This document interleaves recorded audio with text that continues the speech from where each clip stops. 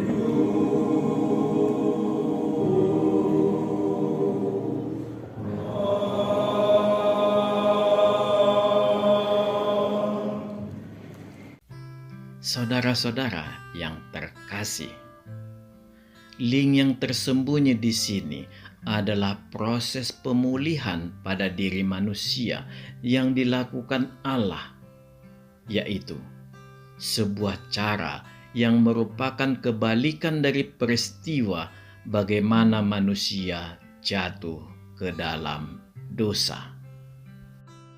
Bila manusia jatuh ke dalam dosa dan berakhir dengan rusaknya hati manusia sebagai pusat tempat roh kita, maka kematian Yesus Kristus adalah pemulihan tempat roh manusia kita atau hati kita. Ini sebuah proses yang tidak akan mampu dilakukan manusia. Oleh karena itulah, manusia memang membutuhkan juru selamat. Inilah yang membuat Yesus Kristus mengorbankan dirinya di kayu salib. Tujuan utama proses ini adalah menjadi media perdamaian antara manusia dengan Allah. Inilah prinsip penebusan sejak dahulu kala.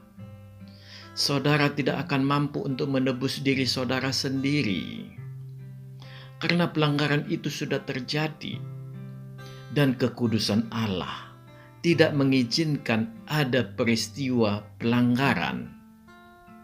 Oleh karena itu, yang dilakukan Allah adalah manusia yang melanggar itu harus dibungkus dengan kekudusan. Sampai suatu waktu kelak, Tuhan Yesus Kristus akan menurunkan langit baru dan bumi baru. Saudara-saudara yang terkasih, dengan demikian, kematian Yesus Kristus itu memisahkan kita dari dosa selama kita hidup di dunia ini, sampai kematian menjemput kita. Selanjutnya, Dia akan menyempurnakan kita dan menyerahkan kita kepada Bapanya. Dengan mempelajari ini, kita menjadi paham langkah ini tidak akan berhasil apabila pembungkusnya adalah perbuatan baik semata, apalagi yang diukur berdasarkan timbangan kebaikan dan keburukan seseorang. Bagaimana mungkin Anda hendak menebus diri Anda dari perbuatan dosa, sementara Anda sendiri tidak berdaya melepaskan diri dari dosa itu? Realita lainnya, sorga adalah rumah Allah. Dengan demikian, standar kekudusannya adalah standar Allah sendiri, bukan standar kita manusia. Oleh karena itulah, sejak semula, Sang Bapa sudah menubuatkan juru selamat itu atau pembungkus itu harus berupa domba yang kudus. Itulah Yesus Kristus atau Allah sendiri. Dengan demikian, Sang Bapa tidak akan mengingat-ingat dosa kita lagi, karena Dia hanya memandang wajah anaknya yang sangat dikasihinya. Setelah sang pembungkus manusia itu naik ke sorga, Dia tidak begitu saja meninggalkan umatnya. Dia mengutus Parakletos atau Sang Roh Kudus.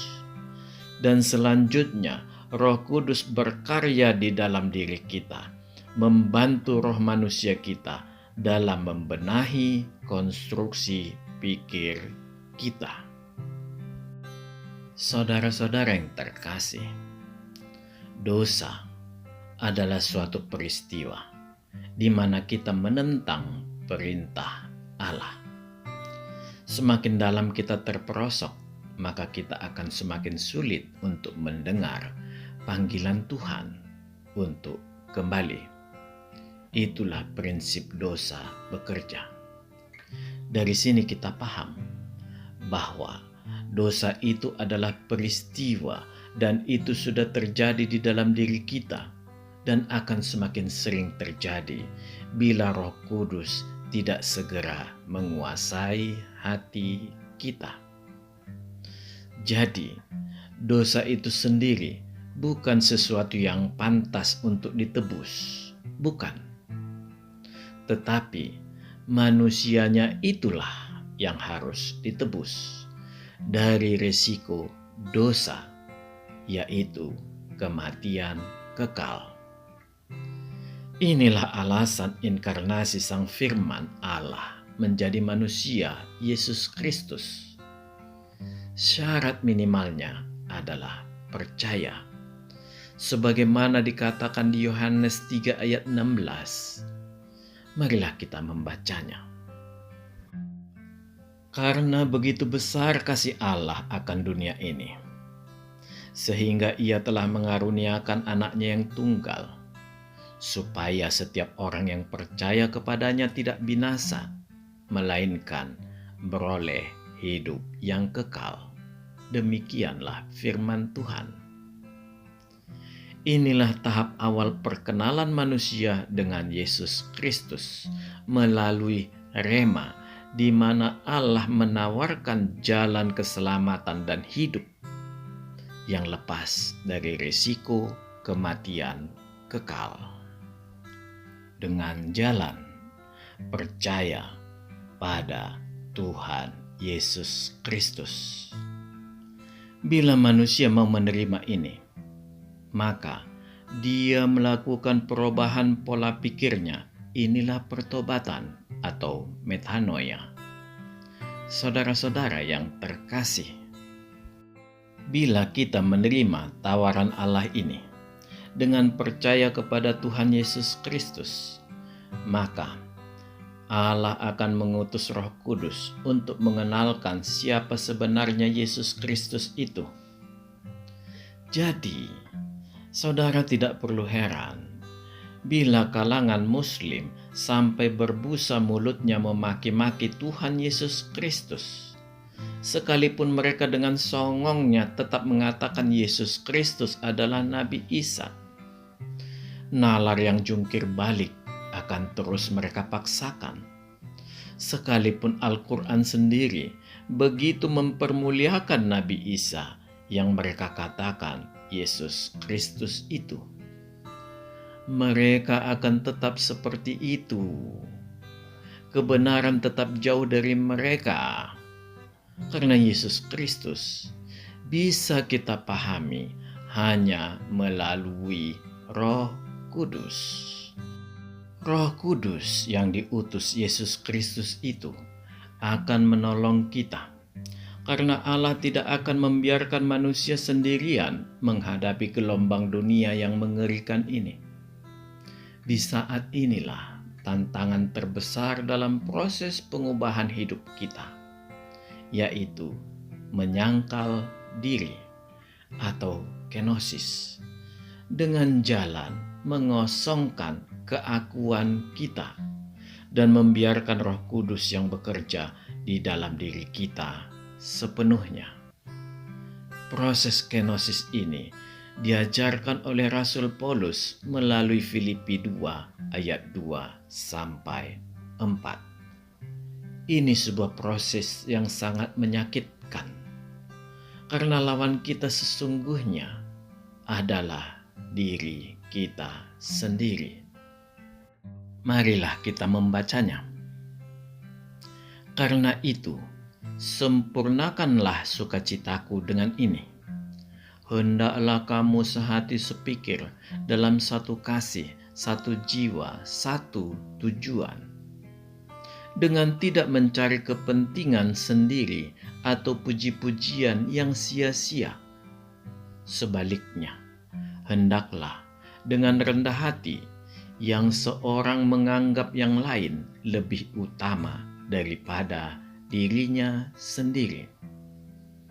Dan janganlah tiap-tiap orang hanya memperhatikan kepentingannya sendiri, tetapi kepentingan orang lain juga. Marilah kita melihat ayat selanjutnya sampai ayat ke-11, di mana kita menyaksikan bagaimana Tuhan kita sedemikian rela mengosongkan dirinya demi kita. Bahkan Dia rela mati di kayu salib.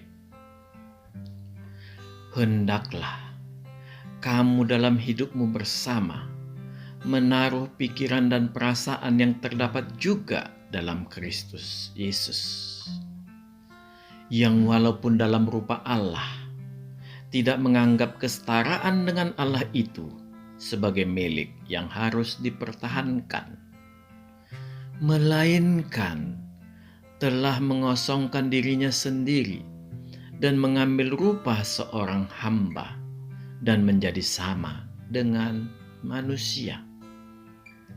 Dan dalam keadaan sebagai manusia, Ia telah merendahkan dirinya dan taat sampai mati, bahkan sampai mati di kayu salib.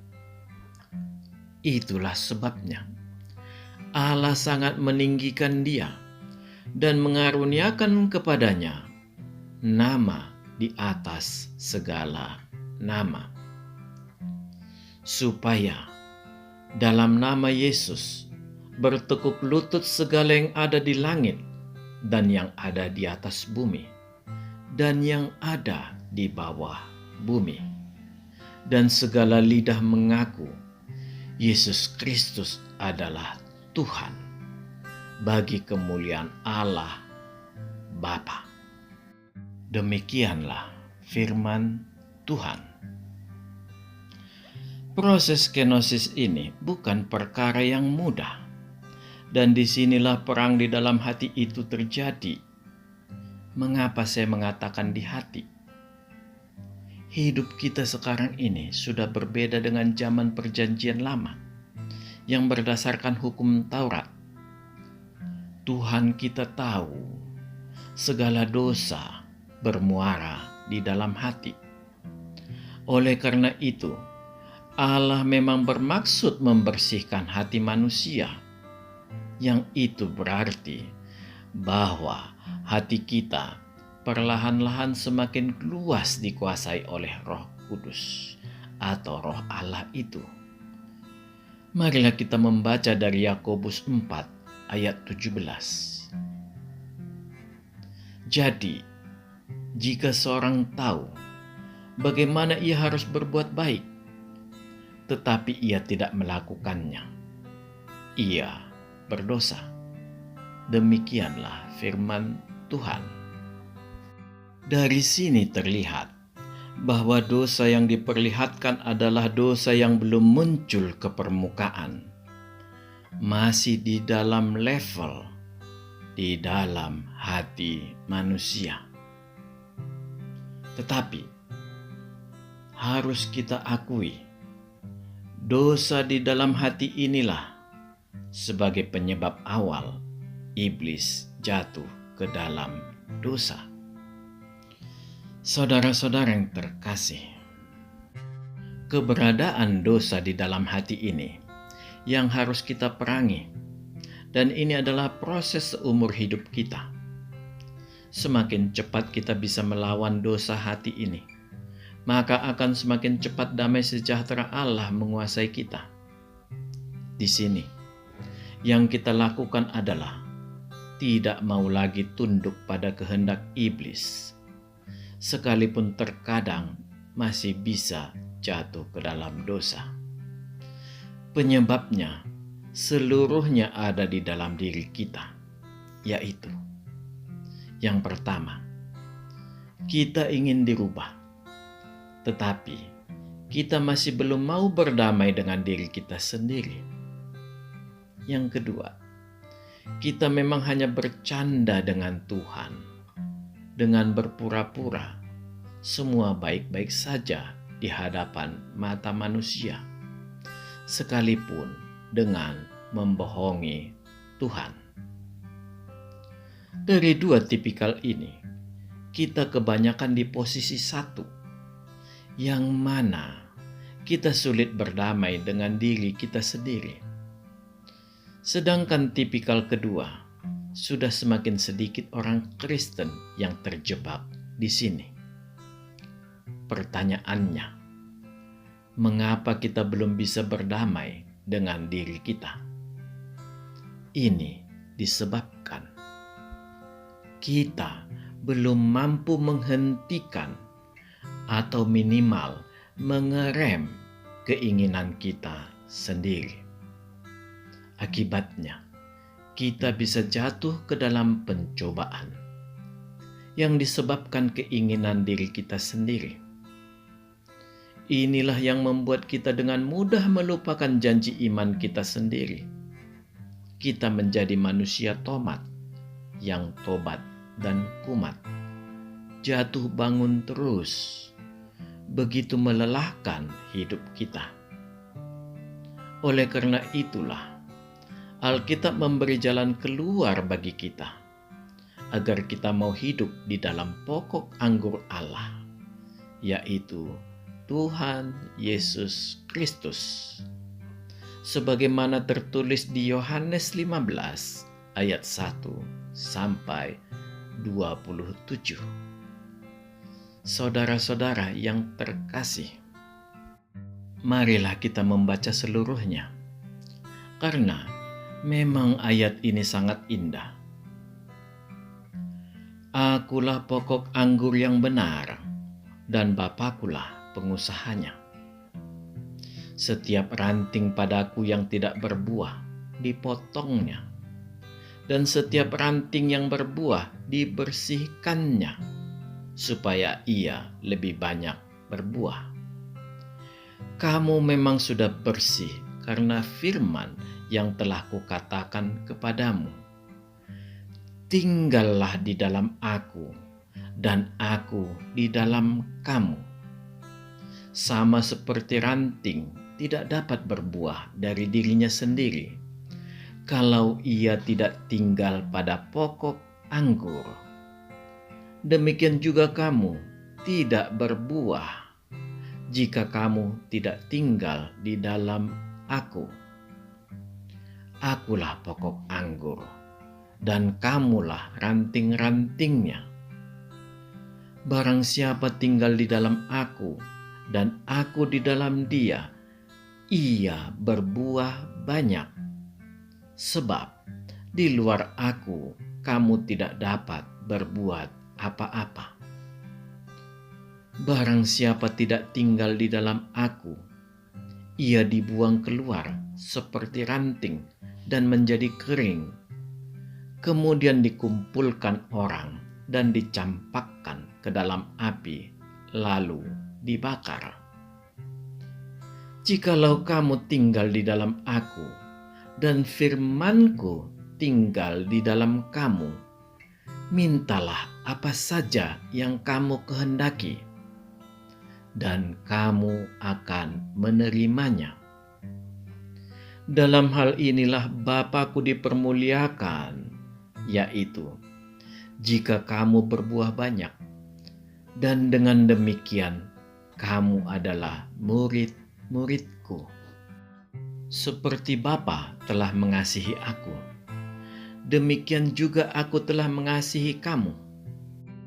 Tinggallah di dalam kasih-Ku itu.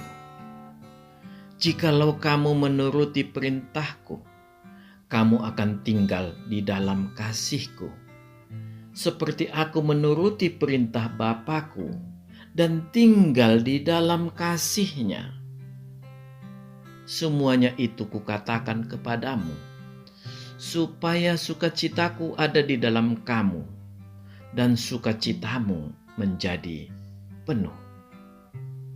Inilah perintahku, yaitu supaya kamu saling mengasihi, seperti aku telah mengasihi kamu.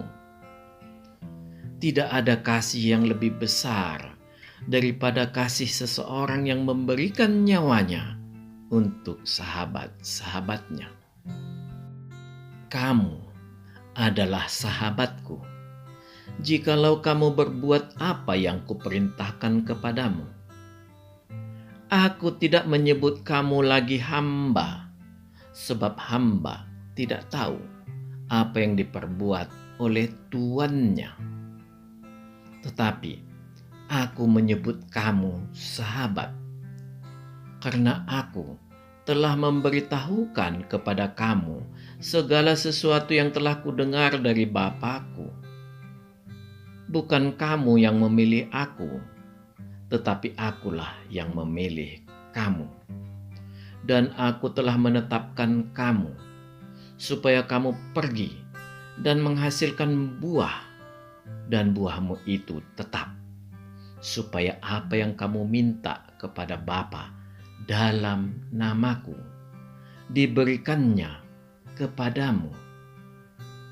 Inilah perintahku kepadamu, kasihilah seorang akan yang lain. Jikalau dunia membenci kamu, ingatlah bahwa ia telah lebih dahulu membenci aku daripada kamu. Sekiranya kamu dari dunia, tentulah dunia mengasihi kamu sebagai miliknya. Tetapi karena kamu bukan dari dunia, melainkan aku telah memilih kamu dari dunia, sebab itulah dunia membenci kamu. Ingatlah apa yang telah kukatakan kepadamu, seorang hamba tidaklah lebih tinggi daripada tuannya. Jikalau mereka telah menganiaya aku, mereka juga akan menganiaya kamu. Jikalau mereka telah menuruti firman-Ku, mereka juga akan menuruti perkataanmu. Tetapi semuanya itu akan mereka lakukan terhadap kamu karena namaku, sebab mereka tidak mengenal Dia yang telah mengutus aku. Sekiranya aku tidak datang dan tidak berkata-kata kepada mereka, mereka tentu tidak berdosa. Tetapi sekarang mereka tidak mempunyai dalih bagi dosa mereka. Barang siapa membenci aku, ia membenci juga Bapa-Ku. Sekiranya aku tidak melakukan pekerjaan di tengah-tengah mereka seperti yang tidak pernah dilakukan orang lain, mereka tentu tidak berdosa. Tetapi sekarang, walaupun mereka telah melihat semuanya itu, namun mereka membenci baik aku maupun Bapa-Ku. Tetapi firman yang ada tertulis dalam kitab Taurat mereka harus digenapi. Mereka membenci aku tanpa alasan.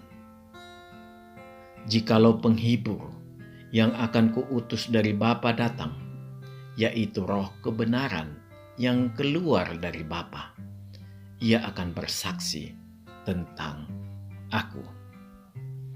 Tetapi kamu juga harus bersaksi, karena kamu dari semula bersama-sama dengan aku. Demikianlah firman Tuhan. Saudara-saudara yang terkasih, Allah menginginkan iman kita bertumbuh semakin dewasa dan berbuah, sebagaimana yang telah kita baca, dan juga sebagaimana yang dikatakan Rasul Paulus di Filipi 2 ayat 12. Dengan menggunakan keselamatan yang kita peroleh untuk berguna bagi sesama. Marilah kita membacanya.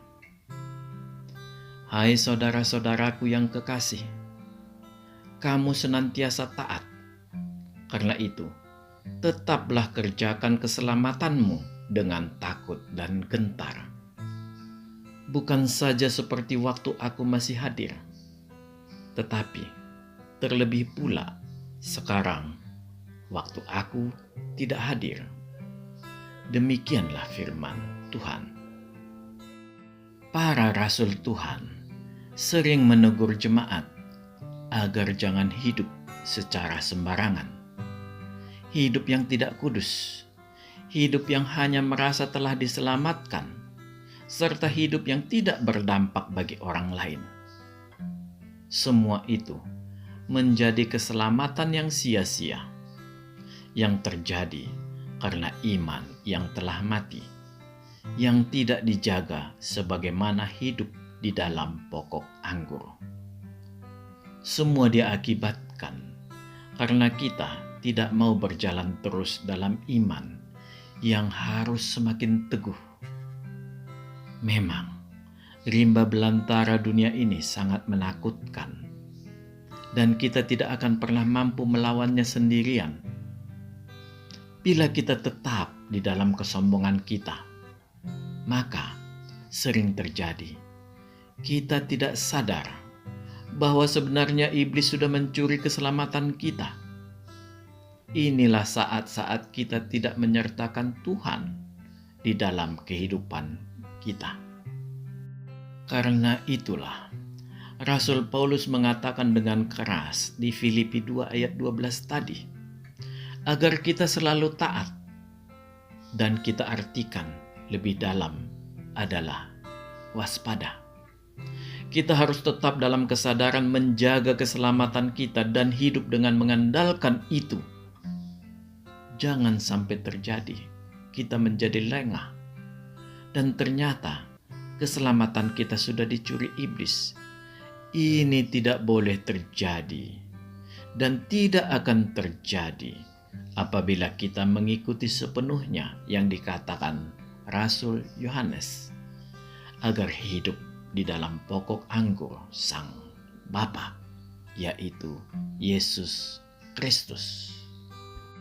Saudara-saudara yang terkasih, di dalam kesadaran kita, sekalipun terseok-seok, kita harus terus berjalan. Pencobaan yang dilakukan iblis, kita serahkan kepada Tuhan.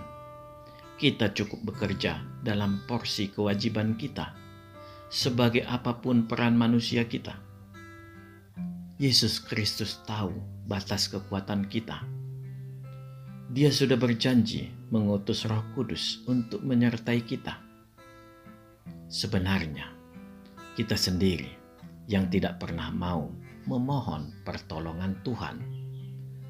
Atau bisa jadi kita meragukan pertolongan itu karena beban hidup yang selalu mendikte kita. Semua dikarenakan rasa malu atau kedegilan kita kepada Tuhan. Atau kita merasa mampu mengatasi problem hidup kita sendiri. Akhirnya semua menumpuk. Padahal Alkitab memberi saran yang sangat baik agar kita segera melapor kepada Tuhan setiap masalah menghampiri kita. Jangan pernah kita lupa, iblis itu sangat luar biasa besar dan dia sangat cerdik. Kita harus berusaha keras menghilangkan keangkuhan dan kesombongan diri kita. Karena itulah cara memperoleh jalan keselamatan hidup itu. Saran itu dapat kita lihat di 1 Yohanes 1 ayat 8 sampai 10 yang mengingatkan serta menyadarkan kita bahwa kita makhluk berdosa dan memerlukan pertolongan Tuhan di saat kita jatuh ke dalam pencobaan. Sekaligus juga Allah menunjukkan jalan kepada siapa kita harus berdoa untuk memohon pengampunan melalui 1 Yohanes 2 ayat 1 sampai 2. Saudara-saudara yang terkasih, mari kita membaca dari 1 Yohanes 1 mulai dari ayat 6 sampai 10. Jika kita katakan bahwa kita beroleh persekutuan dengan Dia, namun kita hidup di dalam kegelapan, kita berdusta dan kita tidak melakukan kebenaran. Tetapi jika kita hidup di dalam terang, sama seperti Dia ada di dalam terang, maka kita beroleh persekutuan seorang dengan yang lain, dan darah Yesus, anaknya itu, menyucikan kita daripada segala dosa.